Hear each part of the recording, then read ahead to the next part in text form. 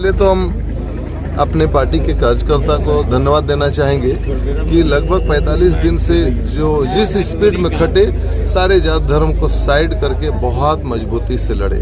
उनके लिए उनको जितना उनका शुक्रिया अदा करें कम है।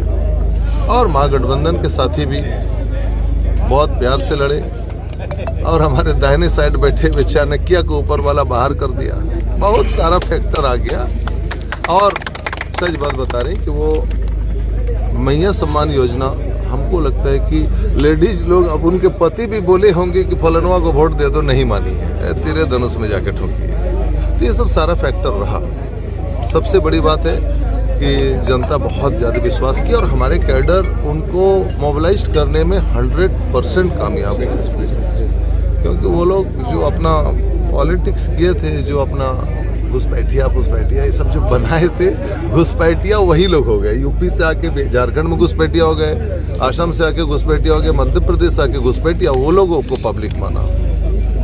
राजमहल में कौन कौन से काम करना चाहेंगे जो आप? गंगा नदी पर पुल बनाएंगे। सब दिन वो लोग बोले हैं गंगा नदी पर पुल बनाएंगे। वो तो बोल दिए भाई। जब फिर ये सबसे पहले गंगा नदी पर पुल बनाएंगे। राजमहल से मानिकचक के बीच में जी गंगा नदी पर पुल, साहेबगंज में एयरपोर्ट का निर्माण होगा।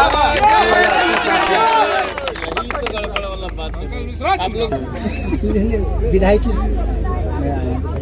पहली बार आए, पहली बार में जीत। गुरुजी का जो फील्डिंग जो है ना, शुरू से है। आप बोलते हैं कि पहली बार हो रहा है। विधायकी क्षेत्र में आप पहली बार चुनाव लड़े, पहली बार टिकट मिलेगा तो पहली बार ना लड़ेंगे भाई। क्या महसूस कर रहे हैं आप? कौन सी क्षेत्र के जनता को क्या कहना चाहते हैं संजय जी? क्या करना, विकास का काम होगा उन लोग का। जीत तो उन्हीं लोगों का है, हमारा जीत तो है नहीं भाई। मेहनत उन लोग ने किया है। इतने बड़े दिग्गज लीडर को लोग भी नहीं, क्या बोलता है दिग्गज है भाई?